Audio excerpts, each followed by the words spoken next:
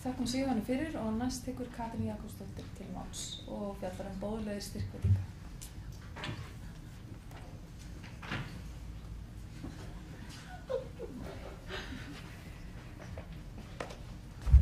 Já, góðan daginn.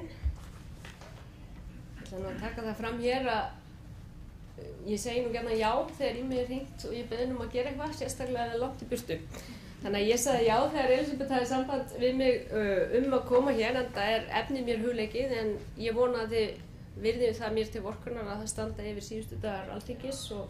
ég eiginlega fékk að hlaupa hingað og náði því kannski ekki að útbúa hér eins undirbúin fyrirlestur og hefði auðvitað verið full ástæða til. Þannig að ég ætla að byrja á því að afsaka mig eins og mann er kennt að gera aldrei í hinum pólitísku skólum og biðja ykkur að virða það við mig að þetta verður ekki erindi byggt á fræðilegum grunni, heldur fyrst og fremst á minni reynslu og upplifun sem stjórnmálamanns undanfarin 6 ár á Alþingi Íslendinga og hluta af þeim tíma gegndi ég embætti menntamálaráðherra og hef haft talsverðan áhuga á því hvernig fyrirkomulagi styrkveitingar háttað, hvernig við ræðum söfn og sýningar og fleira, tók þátt í að setja ný lög þennan málaflokk á Alþingi. Líklega hefur það verið bara 2013 eða 2012 sem þau voru samþykkt. Þannig að þetta hefur verið áhugasvið mitt á þess að vera sérfræðisvið mitt. Og bara út frá því sem Sigurjón sagði hér í lok síns erindis, þá það auðvitað alveg rétt að hér hefur svona allavega í kringum umræði, í kringum fjárveitingar til safna þá hefur oft verið mikill ruglandi á Reykjavík hvenær við erum að ræða söfn og hvenær við erum að ræða sýningar, hvenær við erum að ræða eitthvað sem við getum kallað menningartengda ferðaþjónustu. Það var unnin úttekt á mínum tíma í ráðuneytinu sem meðal annars var ætlunin að vekja dálítið umræðuna þetta, hvernig ætlum við okkur að skilgreina þessa hluti og ég held að sé mjög mikilvægt að við efnum til meiri umræðum það mál. En mitt umfjöllunarefni hér voru boðlegir styrkveitingar sem hafa nú verið aðeins í umræðinu upp á síðkastið og mér langaði kannski fyrst og fremst að deila svona ákveðinni lífsreynslu sögu með ykkur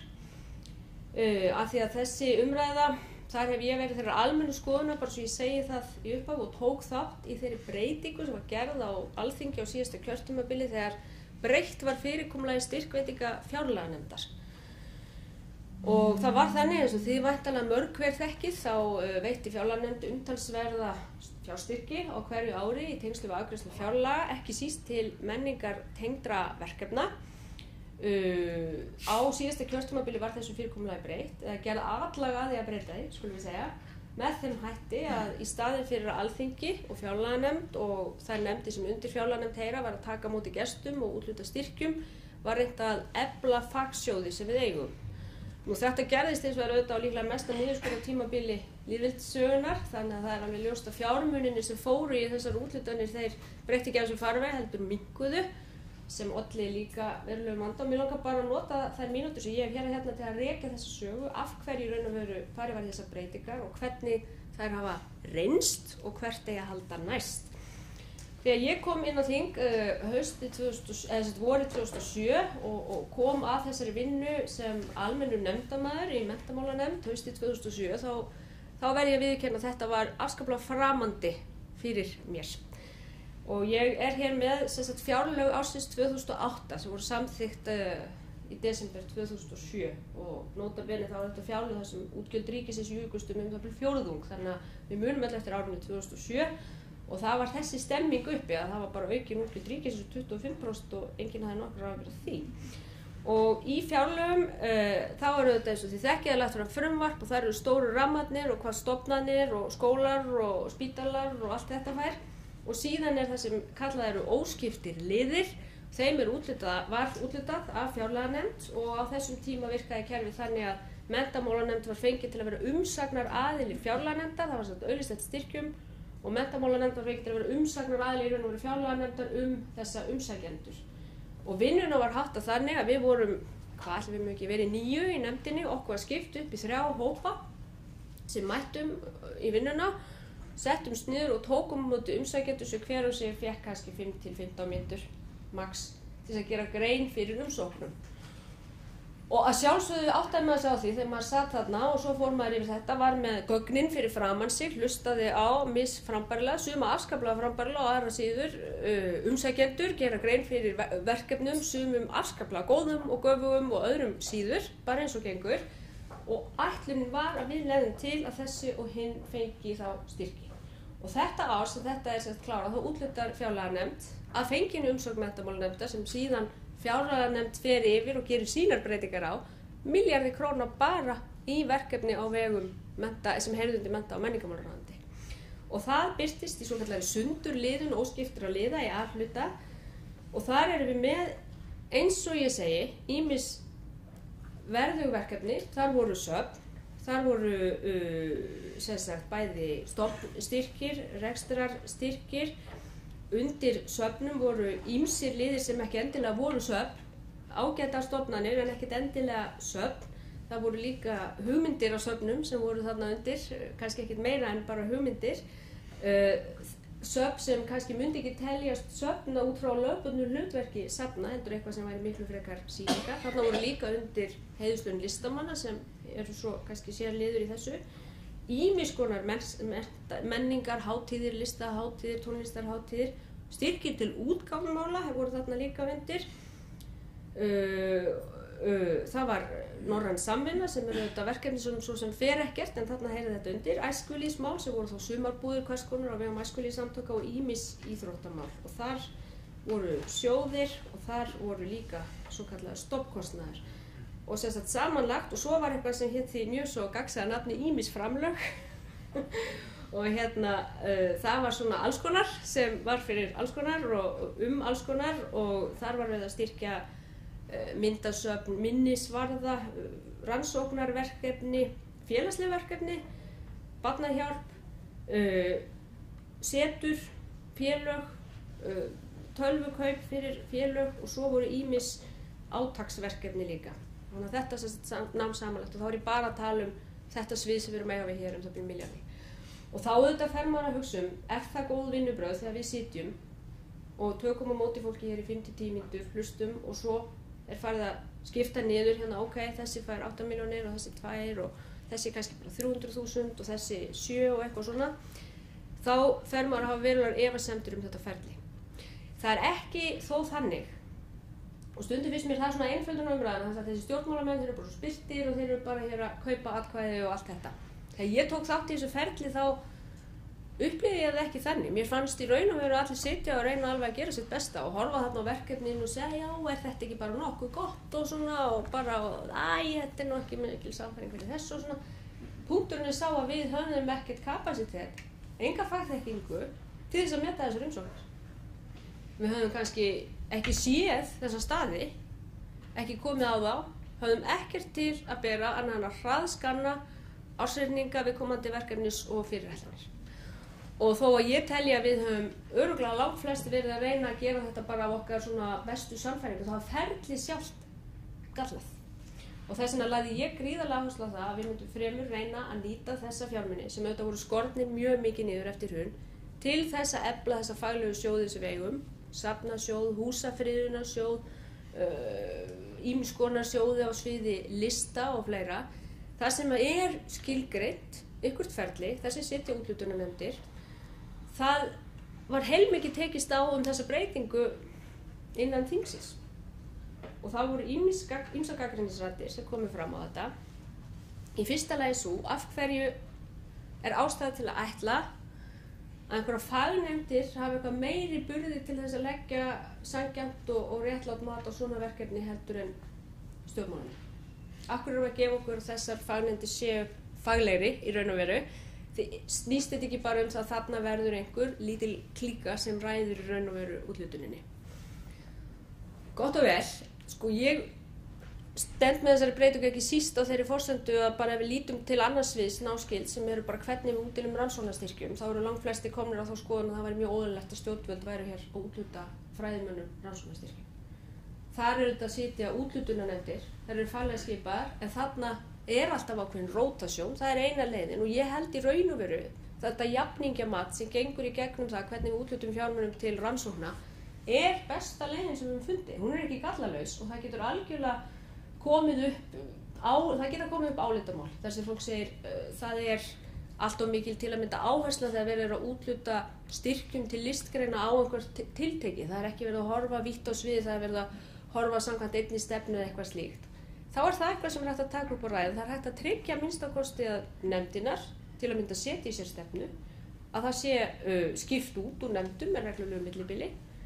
Þó að margir hafi lagt það til, þá ekki ennþá komið svo regla á okkur þingmenn, þó að okkur sé nú skipt út af sér ræðsilega svo sem. Þannig að það svona innbyggð ákveðin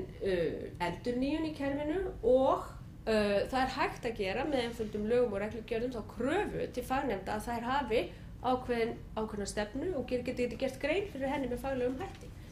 Þess vegna trúi ég þessu að þetta sé betri aðferð til að úthluta opinberum fjármunum og það gangi gegnum mat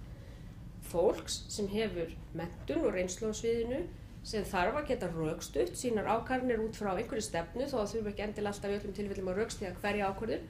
og að það ákveðin endurnýjun tryggð. Önnur gagnrýni sem kom frá var að þessar tillögur að færa þetta sísúruna væru ekki góða var að þær væru höfuðborgarmiðaðar og gerðu ráð fyrir að færa allt vald til sérfræðinga fyrir sunnan sem aldrei hefðu séð það sem væri í gangi. Og ég hugsaði nú bara til sjálfra mín þar sem ég satt þarna minn fyrsta þingvetur og það bara ekki séð neitt af því sem var af öllum þessum styrkjum sem ég átti skyndilega að fara að úthluta. Ég hefði ekkert séð þetta á hitt samgöngusafn eða neitt og reyndi bara að meta þetta út frá einhverju hyggjuviti. Þannig að ekki gæti nú séð kannski að það breytti endilega miklu enda hefur mér sýnst síðar á reynslu minni bara af embætti ráðherra að þetta ekki að ræða. Ég hef ekki orðið vör við það að fagmenn í þessum bransa séu eitthvað sérstaklega höfuðborgarmiðaðir í sínum úthlutunum eða sínum verklagi. Þannig að ég tel ekki að reynslan af fyrirkomulaginu síni gefi þessari gagnrýni nokkurn vægi í raun og veru. Þannig að þetta var svona helsta gagnrýnin og það þriðja sem var nefnt til var að hér værum við að skapa ákveðin elitisma. Að það væri verið að hygla elitisma og kostnað alþýðu menningar og þið heyrið að ég ræði þetta bara nokkuð frjálslega bara út frá minni reynslu, þetta ekki byggt á fræðilegum grunni en það fannst mér færa okkur heim sannin að það skortur og vitna þá aftur í lokaorð fyrirlesara svo undan, þannig bara því ég hef ekki náð að heyra neitt af öðrum erindum, ég vissum að það hefur margt mjög gott líka komið fram, en það ákveðin skortur og rannsóknum og fræðilegri umfjöllun. Þannig að það auðvelt að kasta því fram þegar sagt bara, já þetta nú bara elitismi, þegar við erum í raun og veru, hvað erum við að gera? Erum við ekki að reyna að láta matið byggja á gæðum, fyrst og fremst, gæðum verkefnana, fyrst og fremst. Og það auðvelt að klína einhverjum elitisma yfir á það. Ég held að þetta sé í raun og veru umræða sem byggjar á þeim forsendum að við erum ekki búin að rækta þessa umræðu. Ég held að byrjunin á því að rækta hana felist í rannsóknum og fræðastarfi og síðan því það skilar sér svo í raun og veru þessari almennu umræðu sem svo mikilvæg. Þetta sem sagt forsagan, þetta var reynt og þetta tókst á sumu leyti og tókst vel og á öðru leyti tókst það ekki vel. Það tókst á sumu leyti vel að því leyti að það skipti verulegu máli fyrir ýmsa fagsjóði að fá aukin framlög og geta úthlutað þá eftir nýjum reglum. Það tókst á öðru leyti ekki vel vegna þess að þessir peningar voru skortin verulega niður. Og eins og ég lýsti hér áðan þá voru aukningin alveg gríðarleg í fjárlögum 2007 og þá námu þessi framlög einhverjum milljarði. Og þegar farið í niðurskurð og kerfisbreytingar á sama tíma þá getur verið mjög auðvelt að kenna kerfisbreytingunum í raun og veru allt sem miður fer en ekki niðurskurðinu. Þannig að sumu leyti hefur verið bent á það að verðug verkefni hafi orðið út undan og það hefur á sumu leyti líka verið réttmætt gagnrýni af því að það var mikill niðurskurður á þessum fjárveitingum. Það eiginlega annað umræðu efni sem mínu viti snýst kannski ekki endilega kerfisbreytinguna. Þó það sannfæring mín að einhverju leyti að það sé eðlilegt að einhvers staðar á sviði stjórnmálanna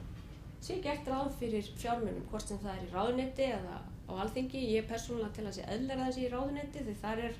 ákveðin sérfræðiþekking til staðar þrátt fyrir allt sem snýst það að þekkja betur verkefnin en við gerum svona almennt á þingfundum. Það sé ákveðinir fjármunir til staðar sem séu ætlaðir í viðbrögð við verkefnum, viðburðum og einhverju sem ekki endilega ratar í gegnum aðal faglega úthlutunarkerfi. Þannig að ég hef stutt það að þar séu einhverjir fjármunir sem hægt að nýta með þessum hætti, að sjálfsögðu gagnsæjum hætti eins og hægt og það var til að mynda reynt þegar því sem ekki var hægt að koma fyrir í faglega sjóði í mennta- og menningarmálaráðuneytinu og Ragnheiður hefur kannski eitthvað verið að ræða þetta hérna það var auglýst og því úthlutað með tilteknum hætti og að einhverjir fjármunir séu svo til staðar til að bregðast við því sem við vitum öll að getur komið upp þegar það gleymst að einhver listahátíð sem alltaf að gleymtist að þetta halda hann eða eitthvað, það er alltaf mikilvægt að hafa einhver buffer sko, en það á þetta að vera undantekningin og ekki vera fjármunir sem nema 100 milljóna. En þessar breytingar voru sett gagnrýndar út af þessu og síðan koma þessi mál í raun og veru aftur upp í tengslum við fjárlög þess árs sem nú er hafið, þegar í raun og veru myndi ég segja að farið aftur í það sem ég kallaði nú bara í umræðum og geta alveg endurtekið mér að vera súrskuð fjárlagagerð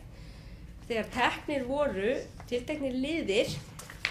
í fjárlögum síðasta árs sem áttu að snúast svokallað grænt hagkerfi og síðan atvinnu uppbygging og fjölgun vistvænna starfa. Þetta voru fjárlagaliðir sem voru inni á fjárlögum ársins 2013 og í staði fyrir að ákveðið sé að geyma þá fjármuni sem ekki hafi verið úthlutað af þessum liðum og ríkisstjórnin tæki þá pólitísku ákvörðun að geyma þessa fjármuni yfir á fjárlögum næsta árs og ráðstafið hann þá til að mynda beint inn í húsafriðunarsjóð eða inn í einhverja fagsjóði. Þá er tekin svo ákvörðun að úthluta þessum fjármunum öllum á síðasta ári undir lok þess og þetta hefur auðvitað mál sem hefur verið talsvert í fréttum svona kallað SMS styrkir af illum tungum og allt það. En þarna sjáum við dæmi það þegar hreinlegast hefði verið annarkvort að ákveða það strax á miðju ári að setja þessa fjármuni inn í einhverja fagsjóði sem hefði þá bara úthlutað samkvæmt sínum úthlutunarreglum eða að taka þá pólitísku ákvörðun þótt að það sé erfitt fyrir bókhaldi gagnvart hallalausu fjárlögum að geyma peningana og setja þá inn í þessa sjóða næsta ári. Því þetta var rökstutt með því að þetta er fjárveiting sem ætti að fella niður. En taka ekki í raun og veru alls óskylda liði og úthluta þeim til verkefna með þessum hætti. Þar með er ég ekki að segja að þarna eru alveg prýðileg verkefni. Og það er það sem gerir þessa umræðu dálítið erfiða. Hún er ekki alveg svart-hvít, alveg eins og þegar við úthlutuðum hér fjármunum 2007 og ég horfa á þessi ágætu verkefni sem við úthlutuðum fjármunum til. Þetta snýst eiginlega ekki það. Það er oft mjög góð og göfug verkefni sem á að vinna og á að sinna sem að fá styrki með þessum hætti. Aðalatriðið er að við höfum traust á því hvernig þessum fjármunum úthlutað. Það er hlutverk stjórnmálamanna. Það er að setja regluverki þannig að almenningur í landinu hafi traust á því að þegar sameiginlegum skatttekjum okkar allra er varið til þess að efla hér menningarstarf og safnastarf að það sé gert með einhverjum þeim hætti að við áttum okkur á ferlinu, að það sé rekjanlegt ferli, að það séu tilteknir sjóðir, að þeim styrkjum sem þó er úthlutað af ekki fagsjóðum heldur ráðuneytum einhverju slíku að það sé líki fyrir ákveðin rökstuðningur, einhvert ferli, einhvert umsóknarferli að gögnin hafi verið skoðuð og við upplifum ekki að það sé verið að setja hér fjármuni sem við skiljum bara ekki af hverju er verið að setja í einhver verkefni. Því það er auðvitað svo slæmt fyrir öll þau ágætu verkefni sem hafa fengið styrki að fjárveitingarnir raun og veru séu í þoku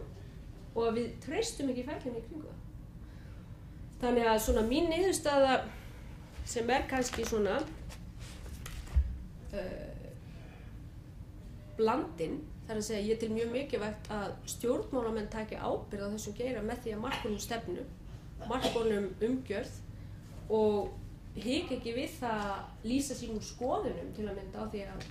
það sé mikilvægt og hvernig þeir vilji sjá þá umgjörð. Þá tel ég þá ekki vera réttu aðilana til þess að ákveða endanlega úthlutun fjármuna, því þar þarf að ríkja ákveðið traust og besta leiðin sem við höfum fundið í þeim efnum, ég held að þau fordæmi drögum við úr rannsóknarsjóðunum, það er að segja að það er jafningjamatið, það er skýrferli og það er gagnsæi kringum þessu úthlutun. Og ég hef enga trú á því að öðru en að flestir séu að komast á þessu skoðun líka á vettvangi stjórnmálanna. Og þegar fannst mér þetta vera, og nú tala ég náttúrulega stjórnmálamaður sko, ég vona það sé í lagi, mér fannst þetta vera ákveðið bakslag í þá hugmynd að við værum að reyna að efla hér gagnsæi styrkveitingu þegar er að ræða styrkveitingar sem eru framkvæmdar með miklum hraði og fara jafnvel til verkefna sem eins og ég segi eru jafnvel góð og göfur en hafi ekki einu sinni sótt neina styrki og fá bara þessa ánægjulegu sendingu til sín. Þannig að auðvitað sko þegar ég bara hitti fólk í sundi og bara í búðinni og alls þar sem maður hitti fólk þá auðvitað segir fólk býttu hvað er þetta? Hvurslags er þetta? Er það sem fólk segir? Og það dregur úr og rýrir traust á stofnunum samfélagsins sem alvarleg en það eykur líka svona óvissu og þoku í kringum þennan mjög svo mikilvæga geira sem við eigum miklu frekar að vera að hugsa hvernig við getum skilgreint betur og þá ég komin svona inn á annað svið sem ég átti ekkert að tala og ég ætla bara að enda á því að við eigum einmitt að hugsa það hvernig við getum styrkt fræðilegar undirstöður, safna og sýningastarfs hér í landinu þannig að gæðamatið sé ráðandi við það hvernig við útlutum fjármunum, að við séum ekki að rugla saman söfnum og menningartengdri ferðaþjónustu, að það sé ekki það sama að ég klæði mig í vikingabúning og fari hér út á götur og leiðsegi erlendu ferðamönnum og svona alls konar skemmtilegt sem mjög skemmtilegt, en það sé ekki sama til að mynda á safnastarf því sko við útlutanir fjárlaganefndar á sínum tíma þá var þetta allt í einum graut og margt eins og ég segi afskaplega skemmtilegt við það, ég meina mjög gaman að fara með mér í svona vikingabúningi borgina og frábært verkefni en ekkert skilt við raunverulega fræði, vísindi og það allt saman. Þannig að ég held að sko það sem við þurfum að vera dálítið óhrædd við að gera er að segja þetta að það skiptir máli að við byggjum okkar verkefni á fræðilegum grunni og hugvísindamennirnir eru þar auðvitað lykilfólki sem þarf að leggja þá hugvísinda eða ég kannski að tala þannig að ég er hugvísindamaður en bara fræða fólkið sama hvernig við skilgreinum það nákvæmlega